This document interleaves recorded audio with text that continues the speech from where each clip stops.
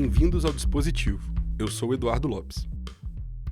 Toritama é uma cidade de 45 mil habitantes na região agreste do estado do Pernambuco. A cidade, fundada em 1953, não se destacaria das demais ao seu redor se não fosse por um fator específico. Estima-se que Toritama seja responsável por 16% da produção nacional de jeans. A fabricação de jeans é responsável por moldar como a sociedade de Toritama se organizou nas últimas décadas. Tanto é que a cidade foi apelidada de capital do jeans. Esse apelido foi oficializado e é usado inclusive pela administração municipal. Em documentário lançado em 2019, o cineasta Marcelo Gomes explora a realidade de Toritama e sua relação com o jeans a partir de entrevistas com pessoas que trabalham nessa cadeia de produção. O filme, intitulado Estou Me Guardando para Quando o Carnaval Chegar, entrevista trabalhadoras e trabalhadores que exercem diferentes funções no processo de fabricação e comércio das roupas. Desde mulheres que costuram bolsos em calças ganhando 10 centavos por peça, até o dono de uma grande loja de jeans. No número 22 da revista Dispositiva, Denise Barros do Prado, professora no programa de pós-graduação em comunicação da UFOP, Universidade Federal de Ouro Preto, e doutora em comunicação pela UFMG, Universidade Federal de Minas Gerais, e sua orientanda de mestrado, Marcela Paterlini, publicaram um artigo Neoliberalismo, Precarização do Trabalho e Sentimento de Liberdade em Estou Me Guardando para Quando o Carnaval Chegar. No texto, as pesquisadoras analisam como o filme de Marcelo Gomes aborda questões contemporâneas importantíssimas, principalmente a precarização do trabalho em prol de uma suposta autonomia neoliberal. De acordo com as autoras, os problemas na realidade de Toritama ficam claros quando confrontados o discurso que enquadra o trabalho como emancipador das pessoas que trabalham na produção de jeans com as imagens dessas mesmas pessoas trabalhando arduamente em condições precárias. O método usado por elas para identificar essas características no documentário é a análise do discurso, como explica a professora Denise. Todo mundo que trabalha com audiovisual sabe o tanto que é difícil você trabalhar com essa linguagem complexa, né? Que articula imagem, som, que tem essa dimensão, né? Verbal e não verbal, compondo essa textualidade imagética. Então, todo trabalho que olha para o audiovisual está diante de um desafio muito grande de lidar com múltiplas linguagens acontecendo simultaneamente. Então, o nosso primeiro desafio era como é que a gente trabalhava uma análise sem abrir mão dessa complexidade. Ao mesmo tempo, né, a gente, inclusive pela perspectiva teórica que a gente adotou para analisar a precarização do trabalho e a discussão neoliberal, a gente partiu do entendimento de que fazer uma análise do discurso era interessante, porque a análise do discurso ajuda a mapear o processo de formação discursiva das relações de poder. Como é que as relações de poder vão aparecendo como emergências de dinâmicas da construção do discurso. Então, para tentar fazer essa articulação, a gente se propôs a fazer uma análise discursiva nesse nível que dá conta dessa complexidade da materialidade do audiovisual. Então, a gente tentou explorar dimensões visuais, a gente tentou trabalhar dimensões sonoras, sem abrir mão de olhar para esses discursos textuais. Então, o nosso objetivo foi tentar encontrar essa análise também combinatória, para não perder essa dimensão tão rica do material que a gente estava analisando. Marcela destaca a importância do conflito entre discurso e imagens no filme. Essa metodologia, né, ela encaixou muito porque, como a Denise falou, a gente não podia,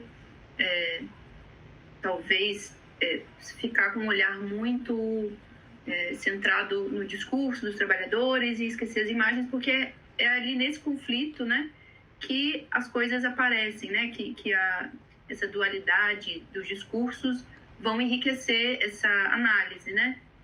Eu acho que foi realmente muito importante não abrir mão. Isso que a Marcela acabou de lembrar é ótimo, que a gente até usa uma palavra no texto, né, que a gente fala das fricções, né, da imagem com o discurso. Essas fricções são justamente esses momentos em que, às vezes, o discurso verbal ele está apontando para alguns sentimentos, né, até ligados a uma positividade com relação ao mundo do trabalho, mas a imagem ela vai confrontar, né? A imagem confronta esses sentidos que estão no discurso textual. Então, quando a gente olha para as fricções que o discurso audiovisual proporciona, a gente consegue perceber as contradições do próprio modelo neoliberal, que propõe lógicas de subjetividade que entram em choque quando estão em contato com a materialidade e a experiência da vida. As autoras destacam que, para que essa análise seja frutífera, é necessário se atentar para o contexto social em que o documentário se insere. O cinema documentário brasileiro, né, que tem essa tradição de representar a classe trabalhadora, e como a gente consegue, com mais força na monografia, ver que Estou Me Aguardando para Quando o Carnaval Chegar representa o seu tempo, né? Ele está alinhado com demandas e discursos que falam sobre neoliberalismo, né? Assim como filmes da década de 70, 80 falaram sobre as greves dos trabalhadores. Então, falar um pouco como que esse discurso, essa voz do documentário, ela está encaixada num contexto de Brasil, né? Um contexto político, e que representa a classe trabalhadora de fato, né? Uma coisa que foi muito importante para a gente ao longo da pesquisa foi mobilizar essa problematização do neoliberalismo sem perder de foco, né, a complexidade do cenário político brasileiro, né? A gente tentou sempre ficar atento às particularidades das lógicas de exploração do trabalhador no contexto nacional, né? Então, isso foi muito importante para a gente preservar também uma percepção das particularidades dessas lógicas exploratórias que são específicas, né, do cenário nacional, brasileiro, latino-americano, que está envolvido numa série de lutas, né? E por que este documentário foi escolhido para discutir os fenômenos abordados no artigo? Olha, acho que era legal a gente contar um pouquinho, né, também, de como que foi esse impacto da gente ter visto o documentário, né? Uhum.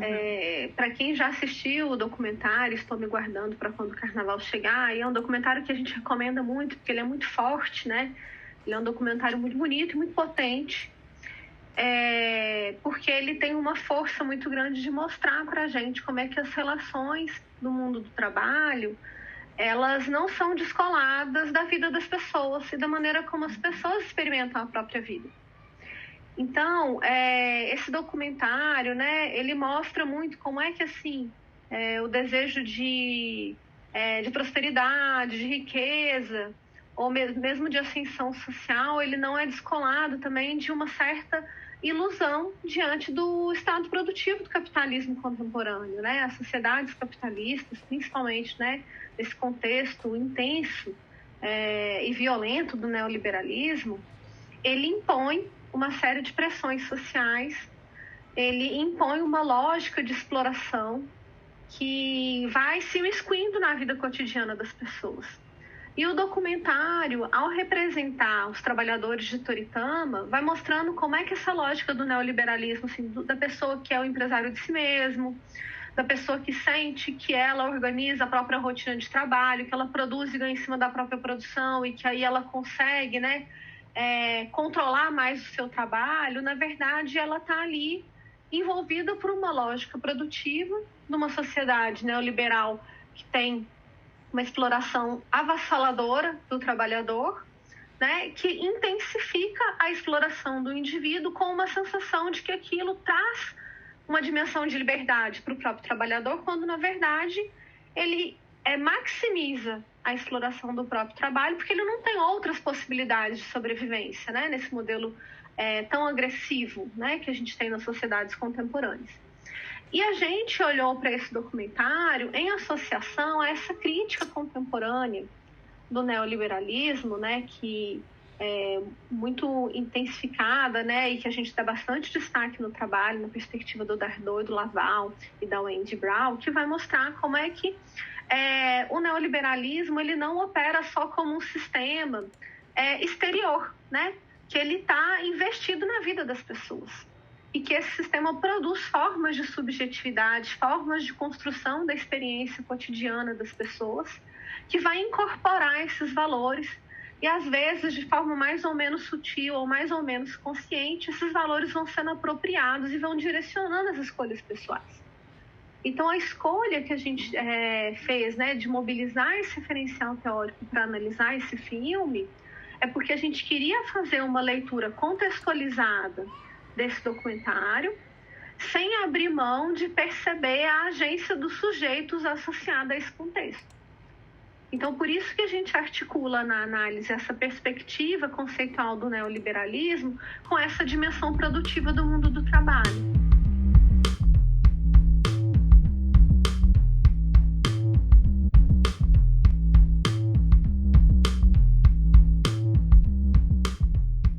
Uma das principais características neoliberais que podem ser observadas no filme é a ideia de que, por ganharem por peça produzida, os trabalhadores são independentes e autônomos.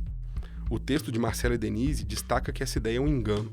Os trabalhadores estão, na verdade, em uma lógica de autoexploração. No contexto que a gente trabalhou nesse artigo, a gente optou por trabalhar justamente essa discussão do empreendedor de si mesmo e dessa lógica da autoexploração, entendendo, né, que a maior parte dos trabalhadores que estão ali representados no filme, eles estão lidando com lógicas de pejotização e com lógicas associadas, inclusive, assim, a uma forma de exploração do próprio trabalho, produzindo sob demanda, que é um pouco diferente da lógica da uberização.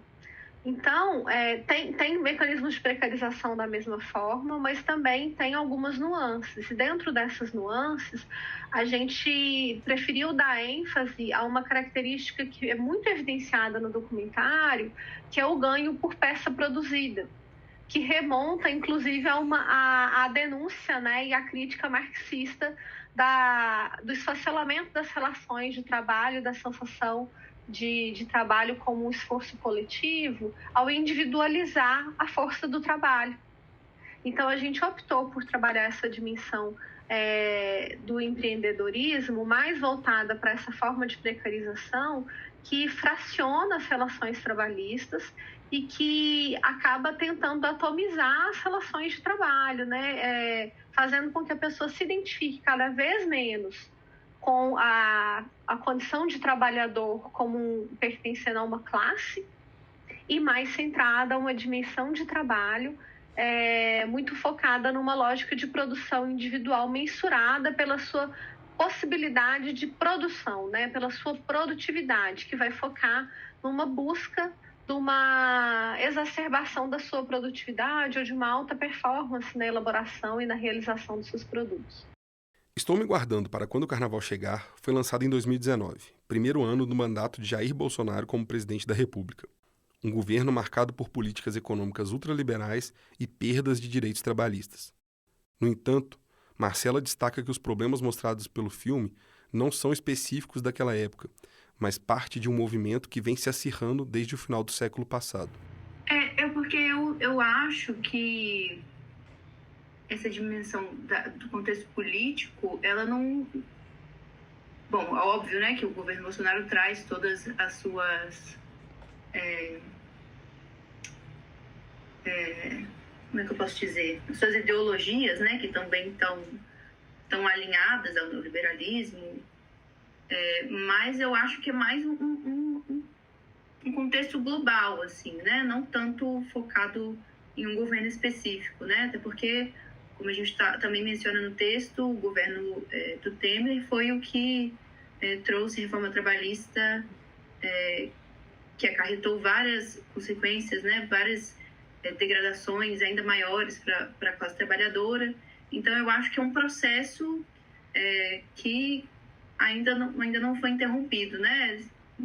Começa lá na década de 70 e até hoje a gente tem diversas transformações que levam ao que a gente conseguiu enxergar no documentário. Eu acho que o que a gente nota quando a gente olha para esse contexto do documentário, que é uma coisa até que a gente que aprofunda bastante na pesquisa, né, Marcela? Que esse contexto está muito vinculado a um acirramento das lógicas exploratórias do mundo do trabalho. E isso já vinha se intensificando há mais tempo e a gente teve a reforma trabalhista no governo Temer, que foi um grande marco de perda dos direitos dos trabalhadores no Brasil, né? Isso a gente aponta no texto que foi o marco desse desastre, né, social que vai desestruturar uma série de políticas e de direitos dos trabalhadores. Mas as políticas já de destituição de uma tentativa de construção do estado de bem-estar social e de direitos trabalhistas já vinha sob ataque há muito tempo. E no governo Bolsonaro a gente tem uma aceleração dessas lógicas e uma intensificação de todas elas também, né? Então, é um contexto, como a Marcela bem pontuou, né? Um contexto amplo, um contexto intenso, que a gente consegue identificar os seus traços se acirrando na década de 70, mas que, infelizmente, ainda está em curso, né? Do ataque em torno da experiência dos trabalhadores. Há 2 pilares conceituais que se destacam nessa análise e ajudam a explicar essa realidade documentada pelo filme: a razão neoliberal e a reestruturação positiva. Como compreendê-los? A razão neoliberal, né, a gente conseguiu acessar alguns autores que vão descrever esse processo mundialmente, né, como Dardot e Laval, a Wendy Brown também, a gente cita ela falando sobre essa emergência no campo dos governos mesmo, né, como que essa adesão social no liberalismo foi transformando visões como cidadania, né, os ideais de participação social, enfim. E a reestruturação produtiva a gente acessou também através de um autor que é o Ricardo Antunes, brasileiro, né, sociólogo brasileiro, da Sociologia do Trabalho. E, a princípio, as duas coisas, no campo acadêmico, elas não são discutidas em conjunto, assim, muito explicitamente, assim, né? A reestruturação produtiva, ela, como ela é um conceito da sociologia, né, ela vai abordar mais questões materiais do trabalho, né? E como que a produção foi se flexibilizando. E o neoliberalismo, eu acredito que ele está num campo mais da busca da explicação ideológica, né? E é isso. Muito obrigado a Marcela Paternini e Denise Barros do Prado por conversarem conosco sobre o seu artigo. Para ler o artigo que exploramos nesse episódio na íntegra e os demais textos da edição, acesse dispositiva.org.br ou clique no link da descrição do episódio. Acompanhe a Dispositiva nas mídias sociais. No Instagram é @revistadispositiva. No LinkedIn e Facebook é só buscar por Revista Dispositiva que você nos encontra. Se inscreva também na nossa newsletter, o Correio da Dispositiva. Todo mês, os assinantes recebem gratuitamente um texto, assinado por um pesquisador convidado, sobre algum dos temas de interesse de pesquisa no campo da comunicação. Para se inscrever, acesse revistadispositiva.substack.com. Todos os nossos perfis em mídias sociais e a newsletter também estão linkados aqui na descrição do episódio. As entrevistas dessa temporada do Dispositivo foram roteirizadas e conduzidas por Zeca Lemos. Este episódio foi escrito por Zeca Lemos e eu, Eduardo Lopes. A locução foi gravada com o apoio técnico do Laboratório de Áudio da Faculdade de Comunicação e Artes da PUC Minas. Essa temporada do podcast Dispositivo foi produzida por André Veloso, Eduardo Lopes, Samuel Rubens e Zeca Lemos, sob coordenação de Verônica Soares. A revista Dispositiva é gerida pelos programas de pós-graduação em Comunicação Social da PUC Minas e da UFMG. A revista tem o apoio da FAPEMIG para ações de divulgação da ciência, da tecnologia e da inovação. Este episódio usou áudio de Splice. Muito obrigado e até semana que vem.